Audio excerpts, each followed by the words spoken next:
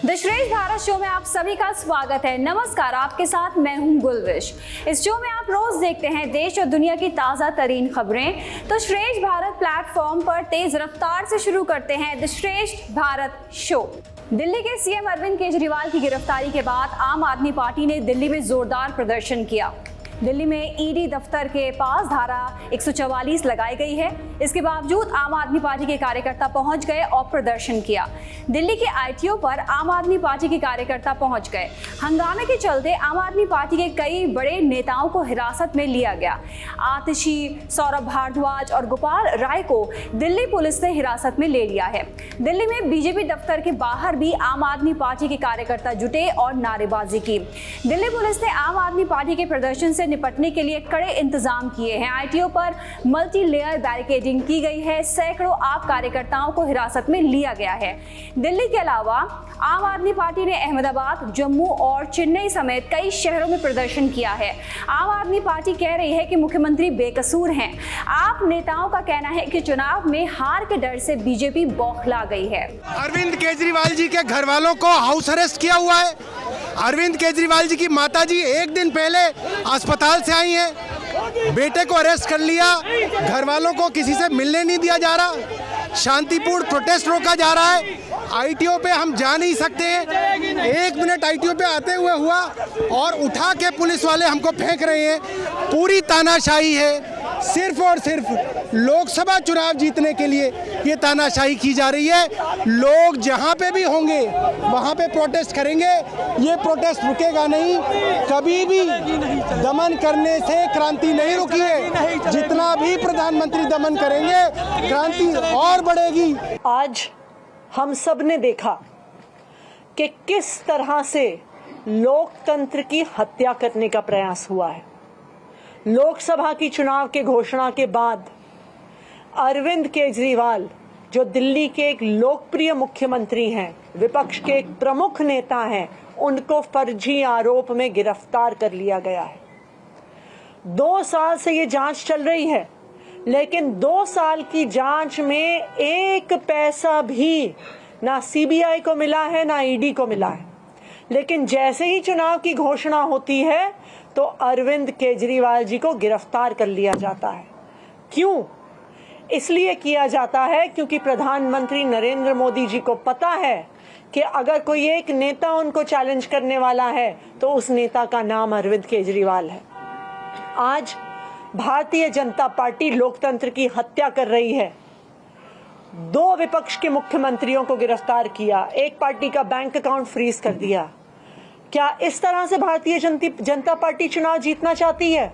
दिल्ली के सीएम अरविंद केजरीवाल की गिरफ्तारी पर विपक्ष के नेता लामबंद हो गए हैं।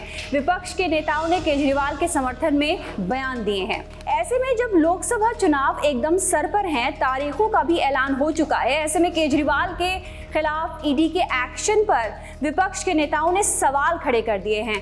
राहुल गांधी, अखिलेश यादव, शरद पवार, सीताराम येचुरी समेत तमाम नेताओं ने केजरीवाल के पक्ष में आवाज बुलंद की है। इन नेताओं का कहना है कि केजरीवाल की गिरफ्तारी के लिए ईडी पर केंद्र सरकार का दबाव है। केंद्र की मोदी सरकार चुनाव से केजरीवाल को हटाना चाहती है। वहीं बीजेपी के नेता कह रहे हैं कि केजरीवाल के खिलाफ दिल्ली के शराब घोटाले में ईडी के पास पुख्ता सबूत हैं। मुख्यमंत्री जी भ्रष्टाचार करेंगे और आप जवाब नहीं देंगे और कार्रवाई में भाग नहीं लेंगे, ये तो नहीं चलेगा ना। और ये नैतिकता की बात करते हैं राजनीति में। तो एक कानून की प्रक्रिया है जो भ्रष्टाचार के खिलाफ उचित कार्रवाई के दृष्टिकोण से हो रही है, जिसमें उनको न्यायालय से भी कोई राहत नहीं मिली। तो ऐसी परिस्थिति में ये सारी बातें जो कही जा रही हैं, हम इतना ही कहना चाहेंगे, कानून को अपना काम करने दिया जाए। और कुछ लोग कह रहे हैं कि वो जेल से ही सरकार चलाएंगे, तो ये भी हम कमाल की नई बात सुन रहे हैं। देखा जाएगा। लेकिन ये शुद्ध भ्रष्टाचार के खिलाफ कार्रवाई है, जिस कार्रवाई में भाग लेने से केजरीवाल जी हमेशा भागते रहे। देखिए, जैसे हमने कल बताया था कि ये एक सिस्टमैटिक प्लान है। जो हिसाब से छावनी बन चुकी थी अरविंद केजरीवाल जी के घर के बाहर, अरविंद केजरीवाल जी को एक नजरबंद करके रखा था, हाउस अरेस्ट करके रखा था, ये संकेत दे रही थी कि उनको अरेस्ट होगा। ये कुछ नहीं है, एक शर्मनाक बात है, लोकतंत्र के लिए घातक है, क्योंकि एक नेता जो है, जो बीजेपी के खिलाफ बोल रहा है, सच्चाई बयां कर रहा है, उसकी आवाज दबाई जा रही है, उनको दबाने की कोशिश की जा रही है ताकि वो इस चुनाव में कुछ भी काम ना कर सके, ताकि भारतीय जनता पार्टी जो है वो अपना जो काम कर रही है गलत तरीके से वो करते रहे। देखिए, इस तरह से चलते रहेगा ना तो देश में लोकतंत्र नहीं रहेगा। कांग्रेस ने लोकसभा चुनावों की अपनी तीसरी सूची जारी कर दी है। पार्टी ने इसमें 57 उम्मीदवारों के नामों का ऐलान किया है। इस सूची में पश्चिम बंगाल की 8 उम्मीदवार घोषित किए गए हैं।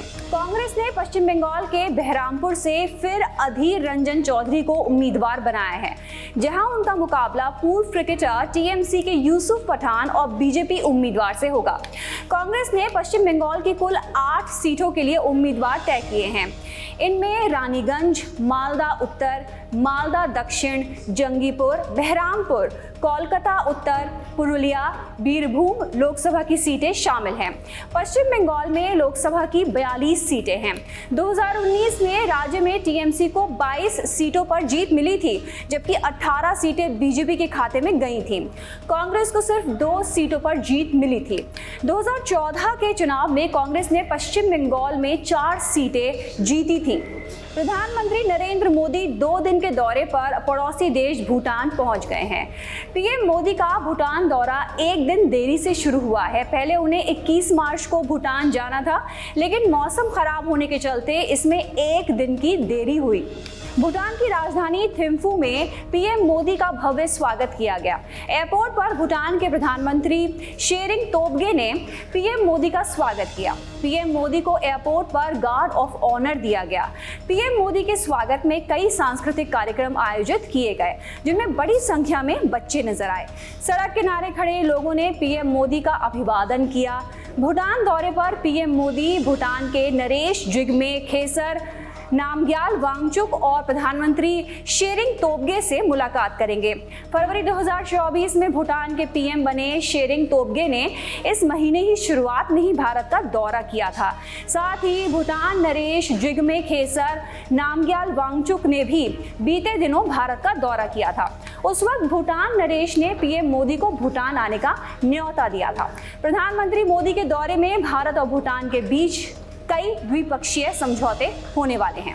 द श्रेष्ठ भारत शो में ये थी आज की सभी बड़ी खबरें। ऐसी खबरों के साथ फिर से हाजिर होंगे। तब तक के लिए दीजिए इजाजत, नमस्कार, और हमें सब्सक्राइब करना मत भूलिएगा।